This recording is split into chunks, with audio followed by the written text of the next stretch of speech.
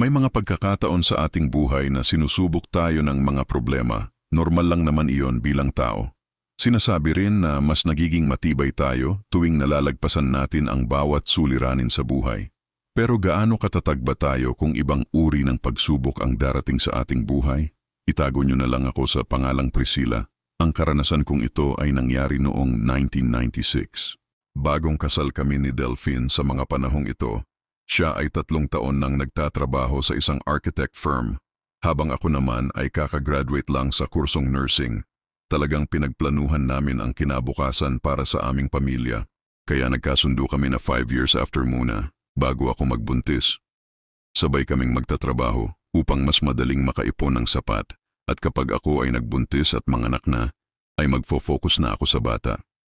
Ayaw din kasi namin na lalaki ang magiging anak namin sa yaya. Iba pa rin talaga kapag magulang ang mag-aalaga sa bata. Gayunpaman, nangupahan kami ng bahay kahit ayaw ng parents ni Delphine na bumukod kami. Iba pa rin kasi kapag may sariling privacy at afford naman namin mag-rent na muna. Maswerte naman ako dahil nakapasok ako agad sa isang private hospital. Head nurse kasi ang ninang ko doon. Ikinasal kami sa Stamernino Church sa siyudad ng Cebu. 2 taon din kami ni Delphine bilang magkasintahan at talagang ramdam ko ang pagmamahal niya sa akin dahil nirespeto niya ang pagkababae ko. Hinintay niya muna na makasal kami bago namin ginawa ang pagniniig. Noong una, hindi ko pa alam na may binayaran na palang bahay ang aking asawa na aming paglilipatan matapos ang honeymoon namin sa Pagudpud. Bilang isang architect, napakahilig ni Delphine sa mga ancestral houses.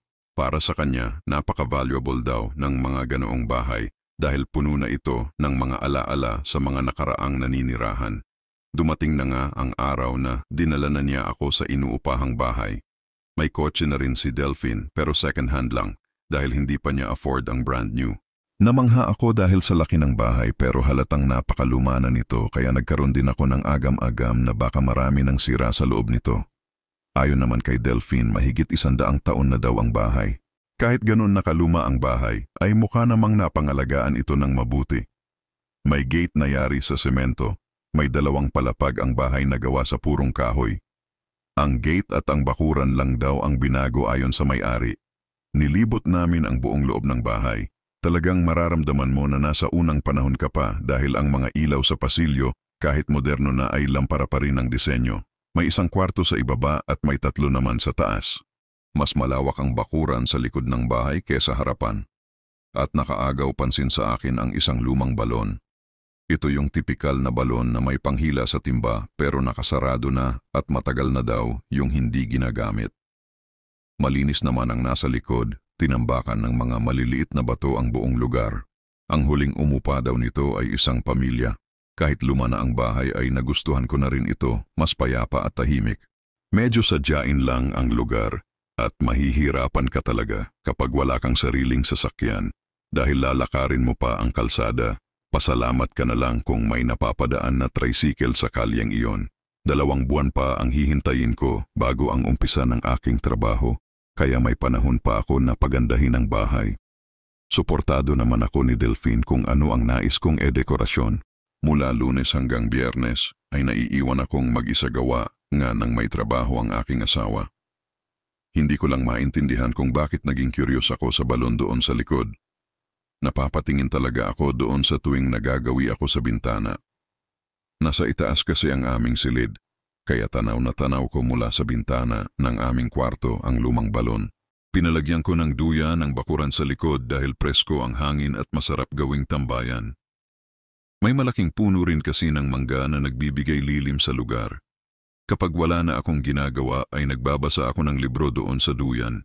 Nasa magkabilang dulo ng bakuran ang balon at ang duyan hanggang isang araw nilapitan ko ang balon at nakakadena at kandado pala iyon. Sinubukan ko ring inangat ang takip ngunit napakabigat nito. Ni hindi ko man lang nagalaw kahit kaunti. Ang unang 1 linggo ay naging maayos naman. Isang araw habang nagwawalis ako ng bakuran, laking gulat ko na lang dahil may bumulaga sa akin na isang allen na nakatayo sa labas ng bakod. Tinanong ko siya kung may kailangan ba, ngunit tumitig lang ito sa akin at umalis. Sa sumunod na araw ay nasilip ko na naman siya na nakatayo sa labas at nakatingin sa bahay. Bumaba ako at kinausap ko na ang ale. Sa kanya ko nalaman na ang huling tumira sa bahay ay bagong kasal din na tulad namin ni Delphine.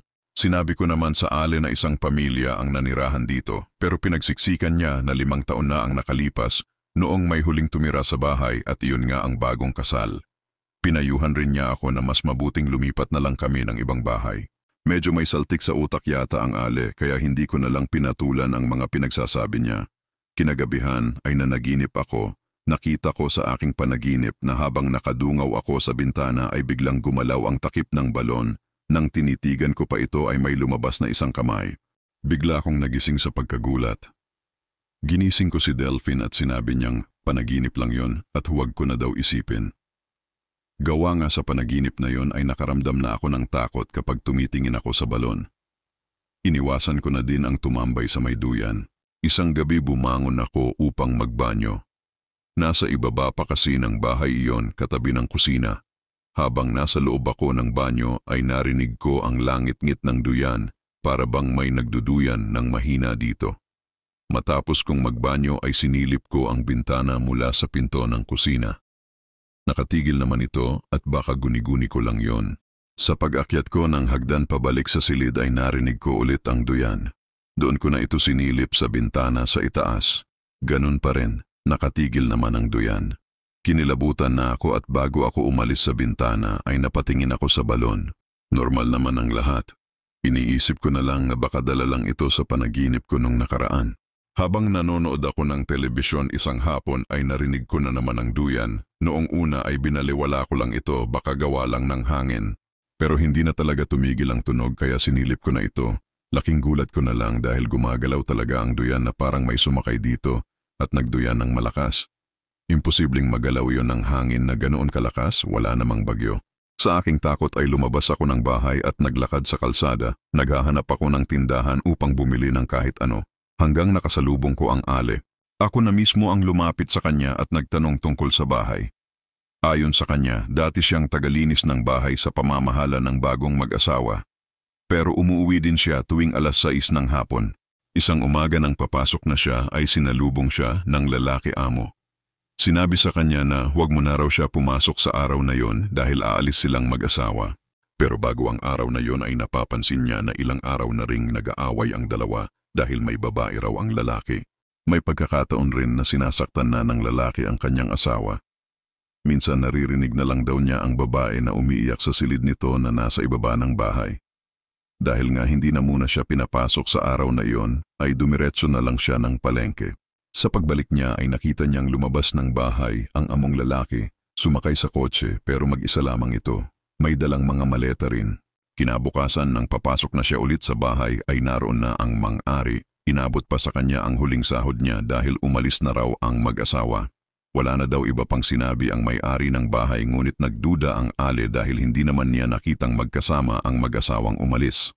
Sa pag-uwi ng si Delphine ay inilahad ko sa kanya ang sinabi ng Ale. Upang mapanatag ang kalooban ko ay pinuntahan namin ang may-ari na nasa ibang lugar pa nakatira. Ngunit mga katiwala lang ang naiwan sa bahay. Nagbakasyon daw ang pamilya at sa susunod na buwan pa daw ang balik. Sabado naman kaya namasyal na lang kami ni Delphine. Pero bakit kaya inilihim ng may-ari kung sino ang huling nanirahan sa bahay? Bukod sa paggalaw ng duyan ay wala naman akong ibang napapansing kakaiba. Hanggang isang gabi, natagalan sa pag-uwi si Delphine dahil dumalo ng selebrasyon sa kaarawan ng kanilang kasamahan. Nagpaalam naman siya sa akin kaya hindi ko na hinintay sa hapunan. Inaya pa nga niya ako pero masama ang pakiramdam ko sa araw na iyon. Bandang 10:00 at pinatay ko na ang TV dahil dinalaw na ako ng antok. Isinara ko ng mabuti ang lahat ng pinto at bintana. May susi rin naman kasi ang asawa ko. Ilang minuto pa lang sa aking paghiga ay nakarinig ako ng boses ng isang babae na umiiyak. Pakiwari ko ay nasa ibaba ito ng bahay. Marahan akong bumaba ng hagdan at sumagi sa isip ko ang sinabi ng Ale na nasa ibabang kwarto ang mag-asawa dati. Tumindig ang balahibo ko dahil literal na iyak ng isang babae ang aking naririnig. Napapalunok na lamang ako habang papalapit na ako sa pinto ng kwarto. Sa pagpihit ko ng doorknob ay bumukas ito ng bahagya. Bigla namang nawala ang iyak kaya naisarado ko ito ulit. Sa takot ko ay tumakbo ako pabalik ng kwarto at nagtalukbong ng kumot. Maya-maya pa ay narinig ko na naman ang iyak. Umiiyak na ako sa takot. Binabanggit ko na ang pangalan ni Delphine at nagdasal. Habang tumatagal ay mas lalong naging katakot-takot ang iyak ng babae. Hanggang sa may humaplos sa aking ulo na agad naman akong nagsisigaw. Mabuti at si Delphine lang pala kaya nung makita ko ang mukha niya ay agad akong nagpasalamat. Pinakalma niya rin ako at doon na ako nagumpisa sa pagkwento. Nanginginig ako habang ikinukwento sa aking asawa ang aking naranasan. Pero wala naman daw siyang naririnig na iyak habang papasok na siya ng bahay. Pinagpilitan ko naman sa kanya iyon. Ngunit batid ko na hindi naniniwala ang aking asawa. Pero napansin ko ang amoy ng pabango sa asawa ko. Pabanguin ng babae pero sabi niya amoy alak nga raw siya. Kaya papaano magkakaamoy pabango siya? Pero iwan ko ba para bang may kakaibang sumanib sa akin? Ang kanina'y takot na takot ay napalitan ng selos hanggang sa nagalit na ako at halos magwala. Takang-taka naman ang asawa ko sa hindi ko alam kung bakit biglang nabaling ang atensyon ko sa ibang bagay ng gabing yon. Magkatalikod kaming natulog pero para bang sumisiksik sa utak ko na may ibang babae si Delphine. Lumipas pa ang mga araw at mas lalong lumalakas ang hinala ko sa aking asawa. Regular naman ang uwi nito pero bakit parang ang bigat-bigat ng dibdib ko? Habang tinititigan ko si Delphine ay naiisip ko na may ibang babaeng yumayakap sa kanya. Kaya bigla ko na lang siyang sinugod at inaway. Gawa nga ng hindi na rin nakatiis ang aking asawa ay nagkasagutan na kami. Pinagdidiinan niya na ako lang ang mahal niya at wala siyang iba. Ngunit nag-iiba na ang paningin ko sa kanya kahit kaunti ay wala akong pinaniniwalaan sa mga sinasabi niya. Pinagsasampal ko si Delphine habang sumisigaw hanggang sa natigilan kami dahil sa muling pag-iyak ng babae. Ang aking galit ay napalitan ng takot at pagtataka kung bakit ko inaaway ang aking asawa. Suminyas siya sa akin na huwag mo nang gumawa ng ingay. Hinawakan niya ang aking kamay at nagtungo kami sa baba.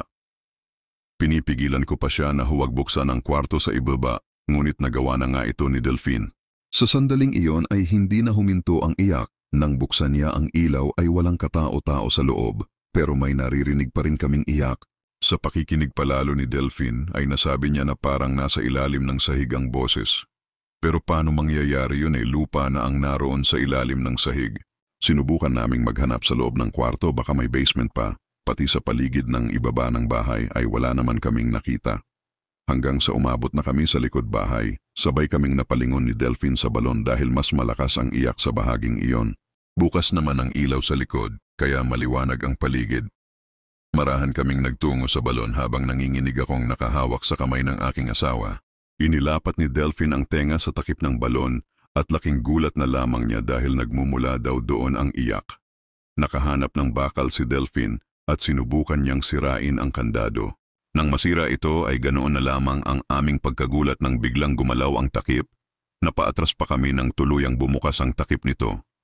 At pagkatapos ay biglang umikot ang puli at mabilis na bumulusok pababa ang timba. Tumakbo na kami palayo sa balon hanggang sa huminto na sa pag-ikot ang puli. Nakatitig lang kami doon at ilang saglit pa ay umikot ang puli ng pabalik. Marahan itong umaangat hanggang sa tila nanigas kami sa takot. Nang makita namin na kasabay ng timba ay may isang babaeng nakakapit dito. Nagwika ang babae sa malamig at nakakakilabot na boses. Pinapaalis niya kami kundi papatayon niya raw kami. Binanggit din niya ang pangalang Abel. Parang boses ng isang demonyo ang huling salita ng babae. Agad akong hinila ng aking asawa at tumakbo na kami palabas ng bahay. Nakasalubong namin ang Ale at agad naman siyang sumaklolo. Napakilala siya sa amin bilang si Aling Lusing. Ayon sa matanda na huwag daw kaming matakot sa kanya, sinabi rin iyan na ganitong araw din daw umalis ang amo niyang lalaki pero hindi kasama ang asawa. Dagdag pa ni Aling Lusing, taon-taon daw sa araw na ito ay nakikita niya ang kaluluwa ni Cristel, ang kanyang among babae. Nakatayo daw sa may bintana at umiiyak. Naitanong ko din kung ang pangalan ba ng asawa ni Cristel ay Abel. Tumango ang Ale. Doon na muna kami pinatuloy ni Aling Lusing sa kanyang bahay sa gabing iyon at kinabukasan ay nagdesisyon na kaming umalis sa lugar. Makalipas ang isang araw ay nagtungo kami sa police station at isinangguni namin na baka may nangyaring krimen sa bahay 5 taon na ang nakalipas. Nakita namin ni Delphine ang pagbukas ng mga pulis sa balon at doon natagpuan ang isang kalansay ng babae na sigurado ako na iyon ay ang kawawang si Cristel. Pinabubayan na namin sa mga otoridad ang kaso. Matapos ng pangyayari ay lumipat na kami sa isang subdivision habang nag-iipon para sa bagong bahay na aming itatayo. Para sa akin, iba pa rin kapag kayo ang nagpaggawa at naunang tumira sa isang bahay. Sa awa ng Diyos ay hindi na kami nakaranas pa ng mga kakaibang pangyayari. Makalipas ang ilang buwan ay naisip kong dalawin si Aling Lusing. Balak ko sana siyang kunin na kasambahay. Nang mapadaan ako sa dati naming inuupahan, ay nakabasa ako ng karatula na ang nakasulat ay House for Rent.